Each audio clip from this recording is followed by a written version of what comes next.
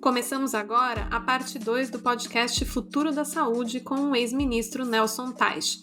Ministro, vamos direto ao ponto. Desde a sua saída, a gente está sem ministro da Saúde, né? Temos o Pazuello, que foi teu assistente como ministro interino. O quanto isso é prejudicial para a nossa situação? Eu acho que numa situação como essa não dá para você não ter um ministro.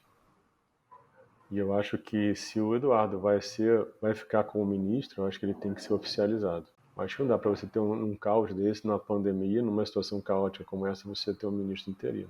Eu não estou te dizendo nem quem vai ser o ministro, agora eu acho que não dá para não ter um ministro. E o fato dele não ser técnico?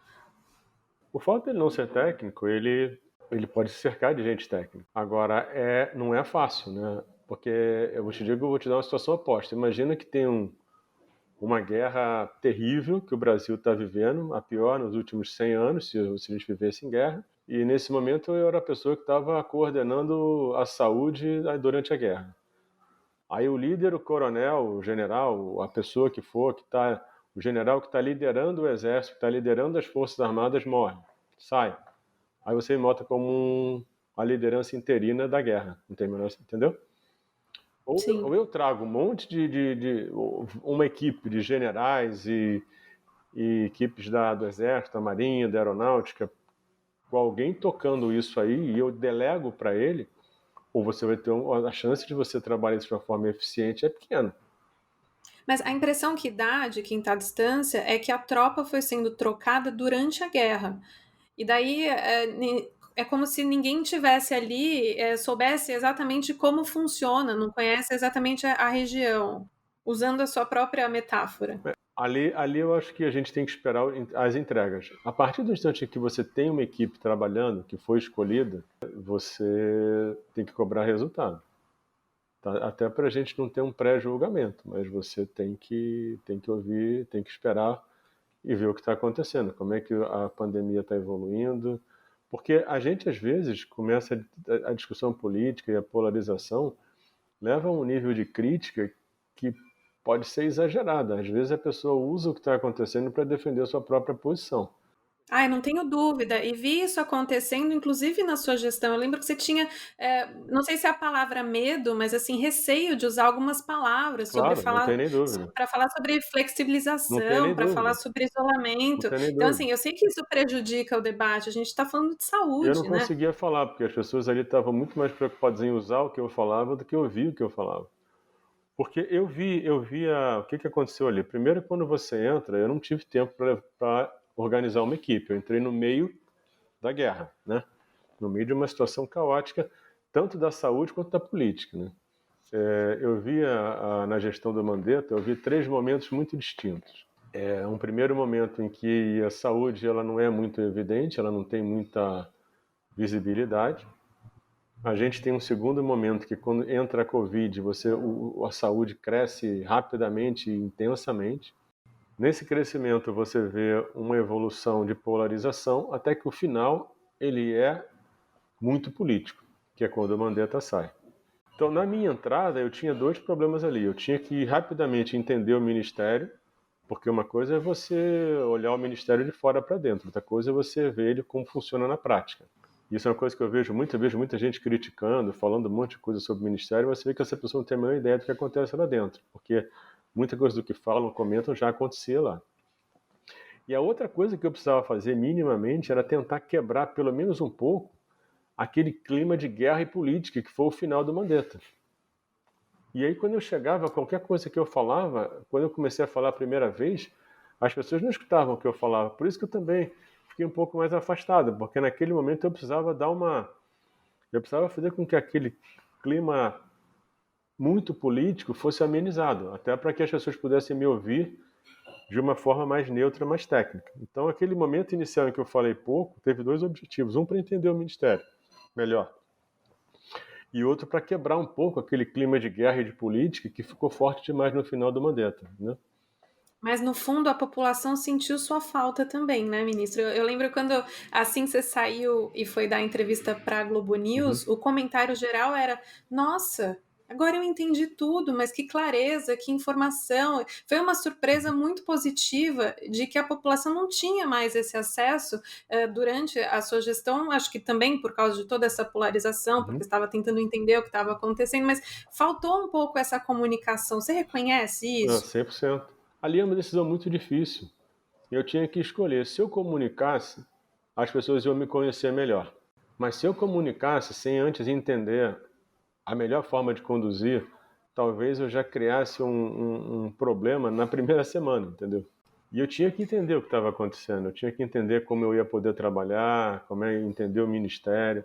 Mas ali eu tive que fazer uma escolha que foi muito difícil, que era eu mostrar para as pessoas quem eu era, o que eu era capaz, mas se eu fizesse isso eu podia aumentar a polarização e retomar todo um lado político. E ali eu não estava ali. E hoje eu posso falar isso com clareza, eu não estava ali pelo cargo, senão eu tinha ficado. Eu não estava ali pelo poder, pelo cargo, pela política. Se fosse isso, eu estava lá até hoje, entendeu? Então hoje eu posso falar com segurança, e as pessoas vão acreditar que naquele momento eu estava entendendo aquilo ali, desenhando projetos, desenhando planos.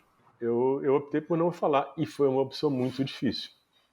Porque era muito difícil eu ter tudo aquilo para falar e achar que pelo Brasil era melhor eu não falar, entendeu? Porque ali eu estava pensando no Brasil, eu estava pensando, eu tinha que escolher quem era a prioridade, eu ou o país. Porque se eu falo ali, eu acho que talvez fosse mais confuso ainda. Entendeu?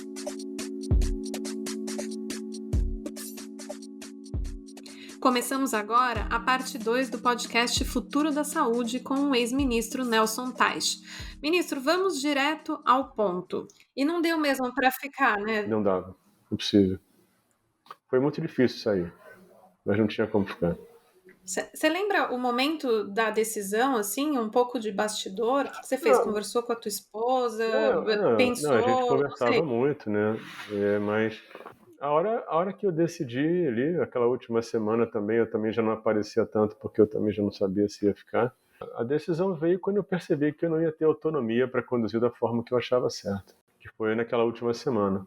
Conversei, tentei ver como que eu ia fazer, mas foi ali que eu tomei a decisão de sair, foi na última semana. Não dava para contornar. Não, impossível. Isso não é uma coisa desconhecida, todo mundo sabe isso. O presidente fala isso para todo mundo ouvir, que ele é que define, o ministro tem que seguir o que ele quer. Isso aí não, isso é uma forma de gerir, né? Isso é uma forma de conduzir. E isso não é surpresa nem segredo. O presidente fala isso para todo mundo. Isso é muito claro. O que eu estou te falando aqui é só você, se você voltar nos acontecimentos que aconteceram, você vai ver que é isso. Isso aí sempre foi muito claro. Na hora que ele falava naquelas coletivas na saída, né? Então ele deixou muito claro que quem ia conduzir era ele. E se eu não tinha condição de conduzir um remédio, como é que eu ia conduzir um sistema? E aí que eu falei, o problema ali não era a cloroquina, o problema ali era qual a autonomia que eu teria para construir o sistema e tocar da forma que eu achava certo. É negociar valores inegociáveis. Exatamente. Não tinha como. Mas foi muito difícil. A decisão de sair foi muito difícil. Muito difícil. Foi muito difícil. Porque eu achava que eu podia ajudar muito. E qual que é a sua opinião sobre enfim, essa polarização que não foi embora, né? Eu acho que isso é muito ruim, porque isso impede que as pessoas, primeiro, sentem juntas para desenhar as soluções, que um pare para escutar o que o outro fala, para ouvir mesmo, e não só pensando como é que vai rebater. Isso dificulta o trabalho em equipe. E pessoas que colocam o interesse pessoal acima do coletivo sempre atrapalha muito, principalmente em situações de crise como essa, porque numa situação dessa de crise, nada é mais forte que um time, todo mundo tem que trabalhar junto. E qualquer coisa que dificulte isso, qualquer coisa que transforme, que seja uma discussão política, uma coisa ideológica, isso aí atrapalha demais. Isso atrapalha demais, você não consegue trabalhar. Literalmente você não consegue trabalhar. E foi o que aconteceu. Mas eu realmente, foi o que eu te falei, foi bem difícil. A decisão de sair foi muito difícil. Óbvio que eu conversei com a minha mulher, conversei com meus filhos, mas Ninguém tentou te dissuadir, ninguém falou, não, fica mais um pouco, segura mais um pouco. sempre tem quem pede para ficar, né? Para segurar, mas ali a decisão tinha que ser Ali foi uma decisão técnica, não foi uma decisão... na verdade, acho que eu segurei o que dava para segurar ali.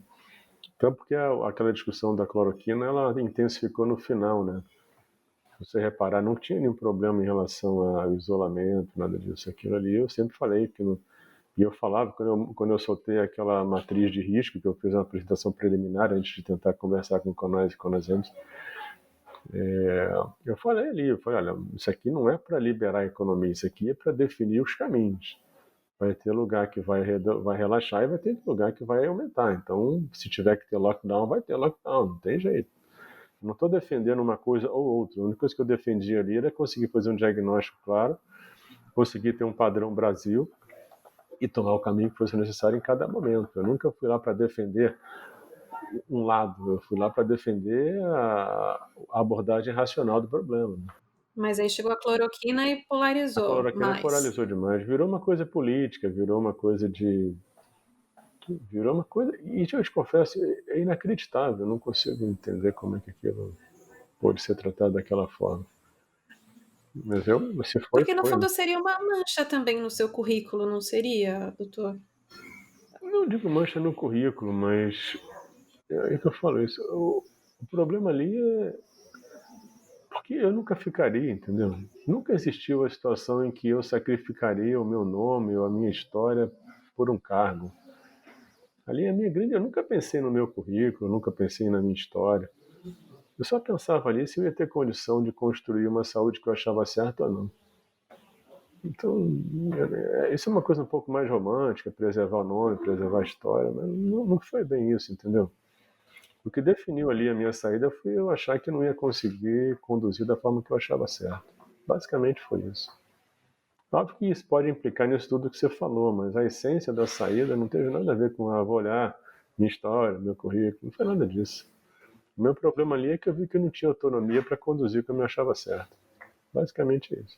E todo mundo sabe disso, né? Isso foi claro, não preciso nem te falar isso, porque é só você voltar no tempo e olhar o que aconteceu lá atrás. Isso é uma conclusão automática, não é uma coisa impressionante, uma coisa que ninguém tinha visto. Todo mundo via isso. Mas quando você foi convidado, a ideia era ter autonomia, obviamente, né? 100%. Eu nunca teria assumido se eu não achasse que eu ia ter autonomia. Então, 100%. É o que eu te falo, você só conhece quando você está dentro, né? Se você pensar bem, você só conhece quando você está dentro. Por isso que eu tinha que aceitar. A partir do instante em que me pareceu que eu teria condição de construir alguma coisa, a resposta foi sim. Por isso que eu aceitei. Mas aí você só vai saber a realidade quando você está dentro. Aliás, isso foi uma decisão muito rápida também, não foi? De quê? Da saída? Entre o convite, não a saída, a Eu entrada. decidi no dia. Eu fui para a reunião de manhã, eu era ministro à tarde. Foi uma decisão difícil também, né? Sentei, conversei, o que é que eu faço? Aí voltei e falei, tudo bem, aceito. E, doutor, agora pensando no que vai acontecer, né? A gente não sabe se a gente vai ficar para sempre não para sempre, né? Mas até a vacina, numa onda estável, mas com um número, um platô ali de casos e mortes. Tem alguns especialistas que defendem que esse modelo de retomada sem lockdown é expor as pessoas ao risco, é colocar mais gente para circular, então a gente vai ter mais morte. Por outro lado, tem toda essa questão da retomada da economia. Eu queria saber se há uma saída equilibrada. A gente só vai ser julgado, e aí não é o presidente, é todo mundo que tem algum papel de liderança hoje. A gente só vai saber o quanto as decisões foram corretas lá no futuro, sabe? Não dá para fazer essa análise Não, agora. Não dá para falar, eu errei nisso, eu acertei não. naquilo. Nesse momento você está no meio do problema. É impossível você saber. E aí o que eu te falo, eu não estou falando em relação ao presidente, eu falo em relação a qualquer gestor hoje que está liderando, seja estado, cidade, federal. Eu acho que só lá na frente a gente vai olhar para trás e falar, talvez eu pudesse ter focado mais na economia, talvez eu pudesse, se tivesse focado na economia, talvez fosse melhor. Mesmo olhando para trás, vai ser difícil você saber o que era certo fazer, porque é muito fácil você jogar olhando no retrovisor. Mas acho que a gente hoje não sabe o impacto de cada coisa que está acontecendo no futuro, porque a gente não sabe como é que vai evoluir o comportamento, a gente não sabe nada disso, entendeu? Quanto tempo isso vai durar. De verdade, eu não falo isso porque eu não quero opinar, porque eu acho que é impossível saber mesmo, sabe? Seria futurologia Não, mesmo. e um problema que eu coloco toda hora também é que, por exemplo, se eu dou uma opinião, aquilo vira verdade, então aquilo é tratado como verdade. E às vezes é só uma opinião, e a opinião é aquela coisa que pode dar certo ou dar errado, pode estar até longe da verdade, mas dependendo se eu falo alguma coisa, as pessoas vão tratar aquilo como uma certeza, e vão te cobrar aquilo, ou vão lembrar aquilo como uma certeza. Isso aí é ruim. Por isso é que eu não arrisco nada. Até muita gente errou no começo da pandemia, né, doutor? Errou assim, achando que não seria tão grave, que não Não, ia e se aquilo que você espalhar do falou jeito dos que modelos aconteceu. matemáticos é isso. O modelo ele levou para projeções extremas, mas você vê que mesmo a Organização Mundial de Saúde, que as pessoas têm criticado um pouco hoje, ela não conseguiu enxergar o que estava vindo pela frente. Não conseguiu, com certeza. Então, não é porque ela fosse, não é que não é incompetência, é porque é muito difícil mesmo. E aí não é uma crítica, uma reclamação, é porque é difícil mesmo. Porque isso é um negócio que você vê, você teve a SARS, você teve a MERS, que foram. Você conseguiu resolver isso, tem lá os seus SUS, mas sem vacina, sem nada. Como é que você vai imaginar que vai acontecer um negócio como esse que muda a história da humanidade, entendeu?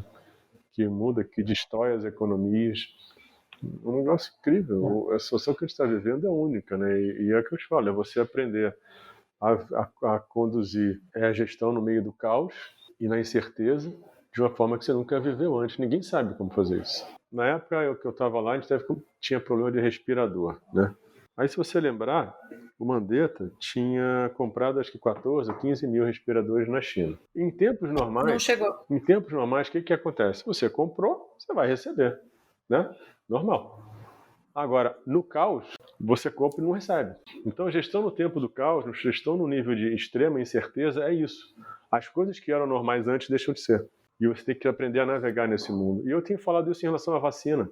Se você pensar bem, eu conversei com o pessoal, com o Jorge Paulo Lema outro dia, com o Denis da Fundação Lema. Aí eu estava conversando com eles. Falei, olha só, uma coisa que eu sugiro a vocês é que a gente aprenda com o que a gente já viveu. Primeira coisa, você tem frasco para botar a vacina? Porque o mundo inteiro está pesquisando vacina. Tem 140, 140 é só o oficial. Deve ter uns 200, 300 vacinas sendo projetadas. Vai ter frasco para essa gente toda? Quantas doses vão por frasco? Vai ter tampinha de frasco? Porque se vem da China, são 90 e poucos por cento dessa produção está na China.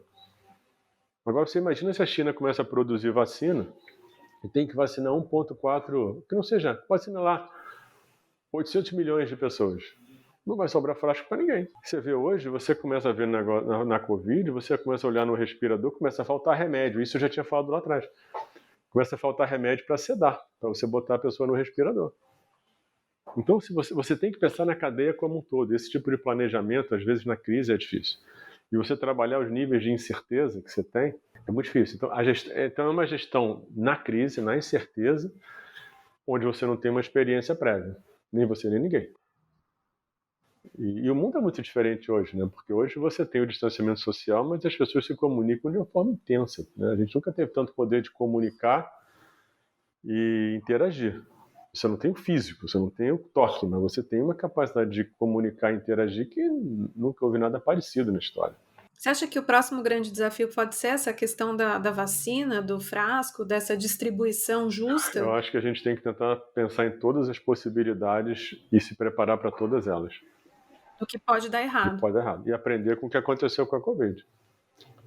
Por exemplo, primeira pergunta que eu falei, onde é que os frascos são produzidos e as tampinhas de frasco? Se 94% estiver sendo produzido na China, eu vou ficar preocupado. O que vai acontecer se a China tiver uma segunda onda, a China descobre a vacina, sabe quando é que você vai ter frasco? Provavelmente nunca, só um tempão depois. E se tiver o frasco, como é que vai ser? Como é que você vai, quem é que vai ser? Quem vai ganhar? É quem paga mais caro? E aí um país que é mais pobre como o Brasil vai ficar na terceira linha. Queria te fazer um convite à reflexão, né? Durante a entrevista, doutor, o senhor me disse que é difícil, né? A gente já julgar pelo que aconteceu, a gente vai ter que olhar para trás e ver onde erramos e onde acertamos. Mas pensando na sua gestão ali do Ministério da Saúde, né? A sua curta passagem, dá para dizer o que você aprendeu e onde você errou? Você fez já essa reflexão? Em relação à Covid, eu acho que eu comecei as coisas que eu tinha que começar. Eu fiz a parte de teste, tinha a parte do distanciamento, tinha a parte de reestruturar a linha de cuidado, a visita aos lugares. O grande projeto que eu tinha lá, que levaria muito talvez fosse um projeto de Estado, não de governo, era reestruturar todo um sistema de informação. Então, eu acho que o tempo que eu fiquei lá, eu comecei tudo que eu achava que eu tinha que começar, menos a parte da informação que eu precisava de um pouco mais de estrutura e ia ter que esperar um pouco mais a Covid passar. Onde eu errei, eu acho que, olhando no passado, eu acho que eu tinha que ter comunicado mais. Eu acho que talvez eu tenha errado na mão do não comunicação, provavelmente.